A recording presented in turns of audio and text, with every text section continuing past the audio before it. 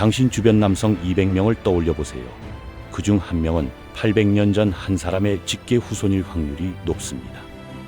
2003년 옥스퍼드 대학 유전학 연구팀이 16개국 2100명 넘는 남성의 DNA를 분석했을 때 믿기 어려운 패턴을 발견했는데요.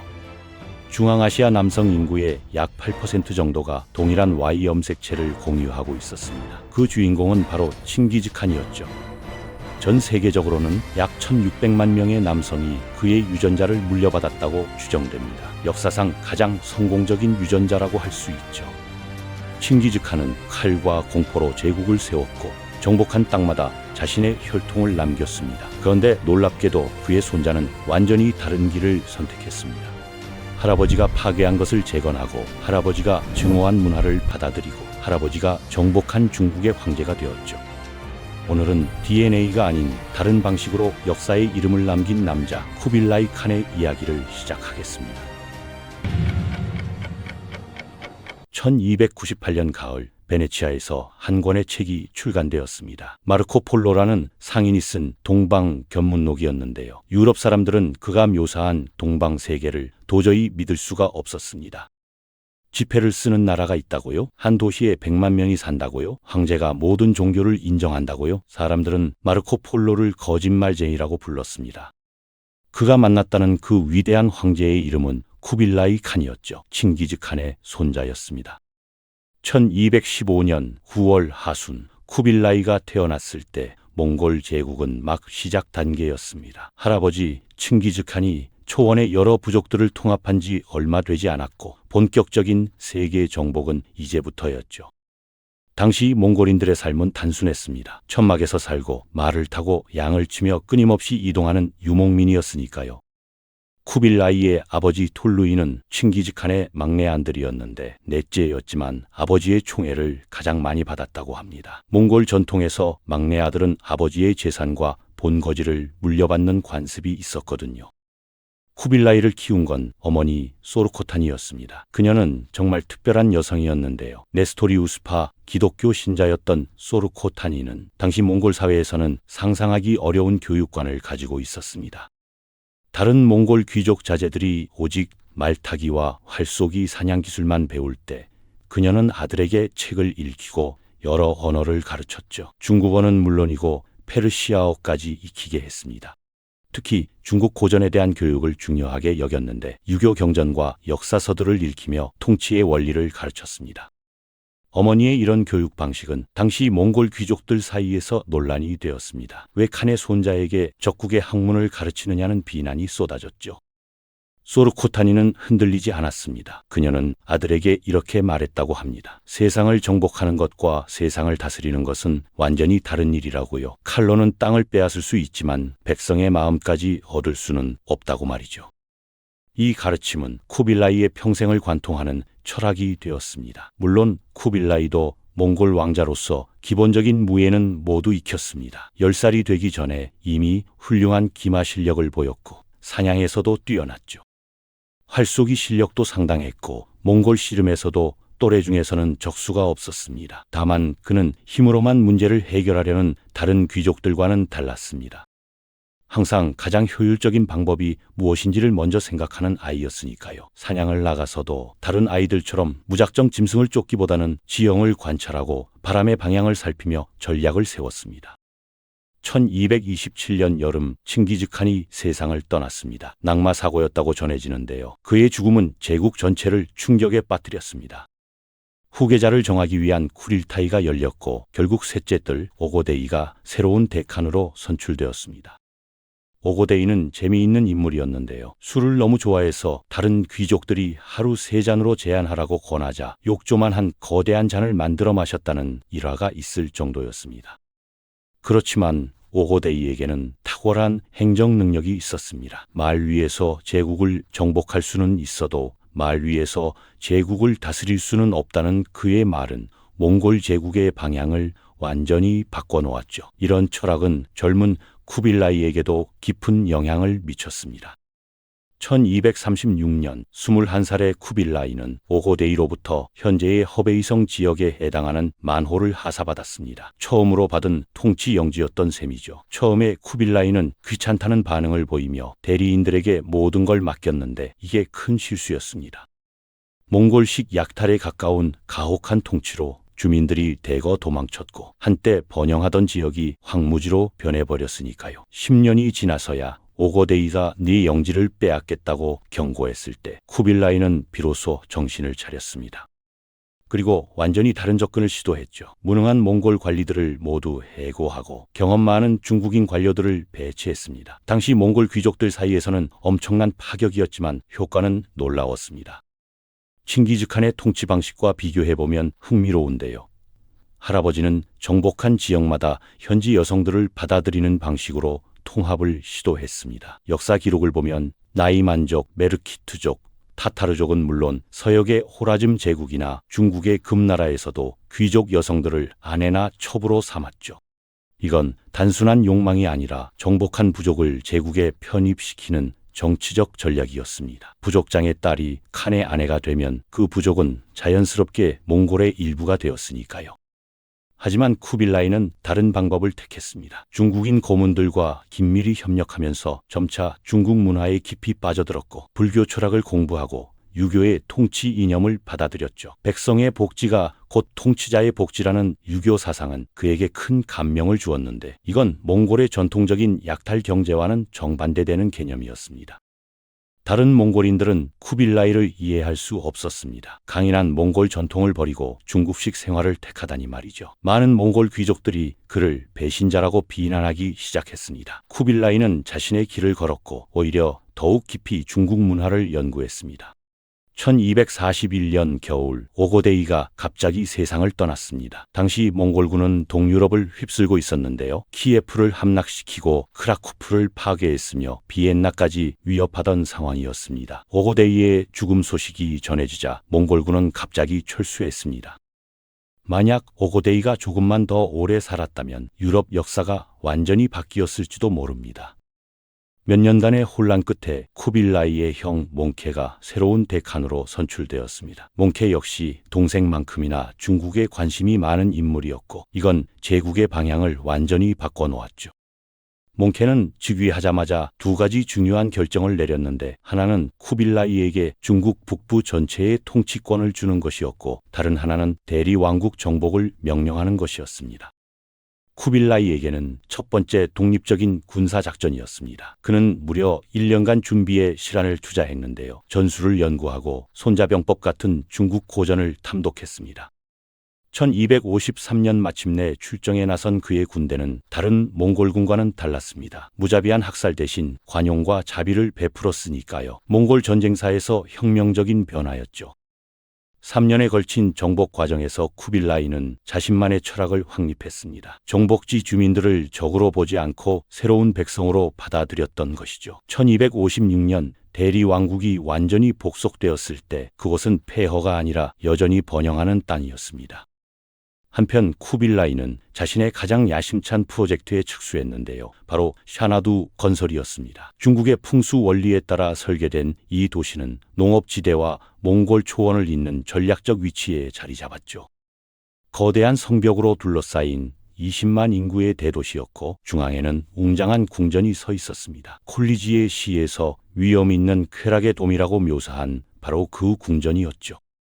1258년에는 정말 흥미로운 일이 벌어졌습니다. 쿠빌라이가 불교와 도교 지도자들을 샤나두로 초청해 대규모 종교 논쟁을 개최한 것이었는데요. 양측의 주장을 모두 들어본 후 불교를 중국 북부의 공식 종교로 선포했습니다. 이 결정은 동아시아 전체의 종교 지형을 바꾸어 놓았고 특히 몽골족의 불교 개종에 결정적 영향을 미쳤습니다. 쿠빌라이의 영향력 확대를 경계하던 몽케는 곧 견제에 나섰고 형제 간의 갈등이 내전으로 번질 뻔한 위기가 닥쳤습니다. 다행히 몽케가 한 발 물러섰는데 송나라 정복을 위해서는 쿠빌라이의 힘이 필요했기 때문이었죠. 1259년 두 형제는 합심해서 중국 남부 침공에 나섰습니다. 그런데 운명의 장난이 기다리고 있었습니다. 8월 중순 몽케가 송나라의 한 도시를 공격하던 중 갑작스럽게 세상을 떠난 것이죠. 이건 제국 전체에 또 한 번의 큰 변화를 불러왔습니다. 몽골 본토에서는 쿠빌라이의 또 다른 동생 아리구 부케가 보수파들의 지지를 받으며 대칸을 자처했고, 중국에 있던 쿠빌라이도 자신이 정통 후계자라고 주장했습니다. 쿠빌라이는 재빨리 송나라와 휴전 협정을 맺고 북상했습니다. 1260년 5월 초 그는 샤나두에서 쿠릴타이를 소집해 스스로를 대칸으로 선포했죠. 아리구 부케 역시 가만히 있지 않았습니다. 몽골 전통을 내세우며 쿠빌라이를 배신자라고 규탄했고 4년간의 내전이 시작되었습니다. 쿠빌라이는 4년간의 내전 끝에 승리했지만 몽골 제국의 분열은 되돌릴 수 없었습니다. 칭기즈칸이 만든 거대한 제국은 이제 여러 칸국으로 쪼개져 각자의 길을 걷게 되었죠. 주치의 후손들은 킥차크 칸국을 세워 러시아와 동유럽을, 차가타이의 후손들은 중앙아시아를, 오고데이의 후손들은 몽골 본토를 차지했습니다.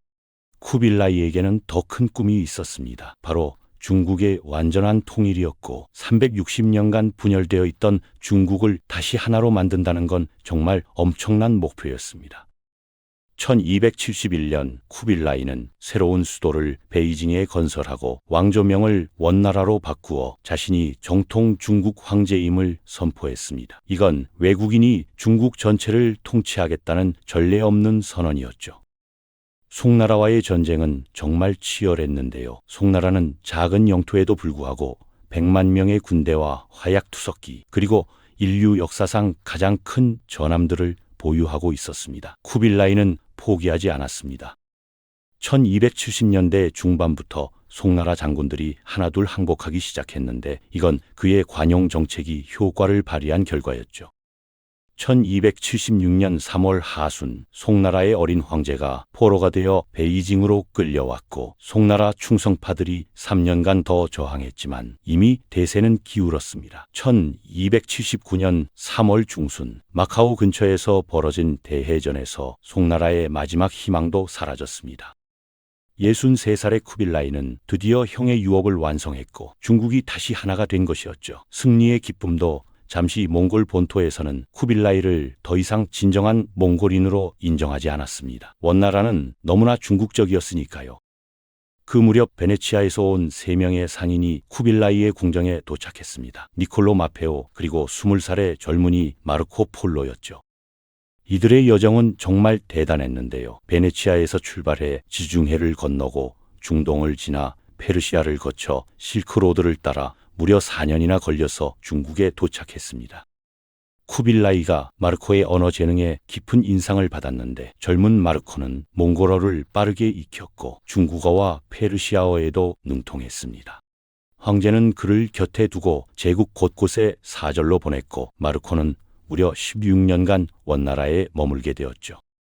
마르코 폴로가 본 원나라는 정말 놀라운 곳이었습니다. 제국 전역을 연결하는 우편 시스템이 있었는데요. 약 25마일마다 역참이 설치되어 있었고 각 역참에는 400마리의 말이 대기하고 있었습니다.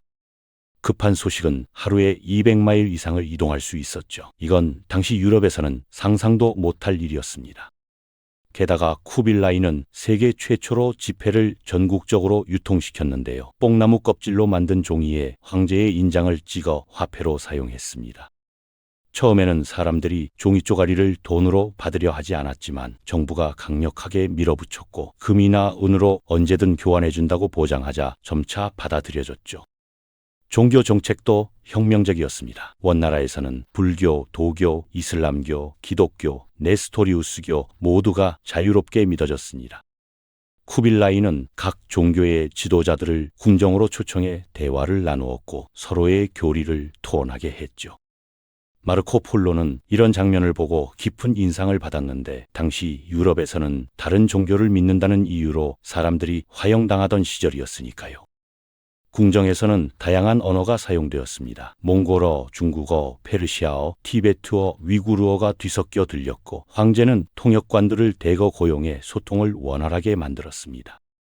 과학 기술 발전도 눈부셨습니다. 쿠빌라이는 페르시아의 천문학자들과 중국의 천문학자들을 한자리에 모아 관측소를 만들었는데요. 그들은 협력해서 당시로서는 가장 정확한 달력을 만들어냈습니다. 의학연구소도 설립되었는데 중국 의학과 아랍 의학 그리고 티베트 의학의 지식을 모두 모았습니다. 약초 연구가 활발하게 이뤄졌고 새로운 치료법들이 개발되었죠. 지도 제작 기술도 크게 발전했습니다. 정밀한 중국 전체 지도가 완성되었고 실크로드 전체를 표시한 지도도 만들어졌습니다. 사회개혁도 단행되었는데요. 송나라 시절 천대받던 장인과 의사들에게 세금 혜택을 주고 지위를 높여주었습니다. 특히 기술자들을 우대했는데 이런 몽골 전통과는 완전히 다른 것이었습니다. 몽골에서는 전사가 최고였지만 원나라에서는 기술과 지식을 가진 사람들이 존중받았죠.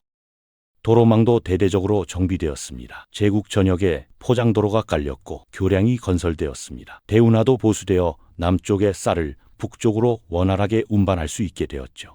하지만 모든 게 완벽하지는 않았습니다. 원나라에는 심각한 차별 정책이 있었는데요. 사회를 4계층으로 나누어 최상위에는 몽골족, 두 번째는 유용한 외국인들, 세 번째는 북중국인, 최하위에는 남중국인을 두었습니다. 남중국인들은 과거 시험을 볼 수도 없었고 정부의 주요 관직에 오를 수도 없었습니다. 무기 소지도 금지되었고 밤에 외출하는 것도 제한되었죠. 수백만의 중국인들이 자신의 고향에서도 차별받아야 했습니다. 이런 차별 정책은 원나라가 결국 무너지는 주요 원인 중 하나가 되었습니다. 쿠빌라이는 대중이 상상하는 고고한 황제와는 거리가 멀었습니다. 술을 물 마시듯 했고 음식도 엄청나게 먹었으며 여색에도 빠져 있었고 결국 뚱뚱하고 통풍에 시달리는 몸이 되었습니다. 쿠빌라이의 말년은 재앙의 연속이었습니다. 1274년과 1281년 두 차례 일본 침입은 모두 태풍 때문에 실패했고 일본에서는 이걸 가미카제 즉 신의 바람이라고 불렀습니다. 베트남 침입도 2번, 버마 침입도 2번 모두 막대한 비용만 들이고 별다른 성과를 거두지 못했죠. 1292년에 자바 원정은 완전한 참패였는데 질병에 시달린 몽골군이 1년 만에 철수해야 했습니다. 1281년과 1285년 연이어 사랑하는 아내와 장남을 잃은 쿠빌라이는 정사에서 손을 떼고 술과 향락에 빠져들었습니다. 1294년 2월 중순 쿠빌라이 칸이 세상을 떠났습니다. 그의 시신은 할아버지 칭기즈칸처럼 몽골 어딘가의 비밀 장소에 묻혔고 지금까지도 발견되지 않았습니다. 이건 그가 끝까지 몽골인의 정체성을 포기하지 않았음을 보여주는 것이죠. 쿠빌라이 사후 몇 년이 지나면서 그의 역사적 지위를 확고히 하는 2가지 사건이 일어났습니다. 하나는 마르코 폴로의 여행기 출간이었고 다른 하나는 원나라의 몰락이었습니다. 후손들은 30여 년간 평화롭게 중국을 다스렸지만 1324년부터 시작된 연쇄 반란이 왕조 쇠퇴의 신호탄이 되었고 1368년에는 결국 명나라에 의해 축출되었습니다. 쿠빌라이의 영향은 그것으로 끝나지 않았습니다. 1644년 명나라를 무너뜨린 청나라는 쿠빌라이의 통치 방식을 모델로 삼았고 외국 왕조가 중국을 성공적으로 다스린 선례로 원나라를 참고했습니다. 청나라는 1911년까지 무려 267년간 지속되었는데 이건 쿠빌라이가 개척한 외국인 통치 모델이 얼마나 효과적이었는지를 증명하는 것이죠. 또 칭기즈칸의 유전적 유산은 계속해서 확산되었습니다. 그의 후손들이 권력을 유지하면서 수백 년에 걸쳐 번성할 수 있었던 게 결정적이었는데요. 몽골 제국에서 칸의 혈통이라는 건 정치적 정당성의 핵심이었고 이건 자연스럽게 더 많은 결혼 기회와 후손으로 이어졌습니다. 현대 과학 기술의 발전으로 앞으로 더 정밀한 연구가 가능해질 것으로 예상됩니다. 결국 칭기즈칸과 쿠빌라이 칸의 이야기는 우리에게 중요한 교훈을 남깁니다. 칭기즈칸이 정복과 확장으로 제국의 토대를 만들었다면 쿠빌라이는 통합과 문화로 제국을 완성했습니다. 할아버지가 영토를 정복했다면 손자는 문명을 정복한 것이죠. 그리고 할아버지가 남긴 유전적 유산은 800년이 지난 지금도 전 세계 1600만 명의 남성 속에 살아 숨쉬고 있습니다. 쿠빌라이가 남긴 건 DNA가 아니었습니다. 동서양을 잇는 교역로였고 다양한 문화가 공존하는 방법이었으며 외국인도 중국 황제가 될 수 있다는 선례였습니다.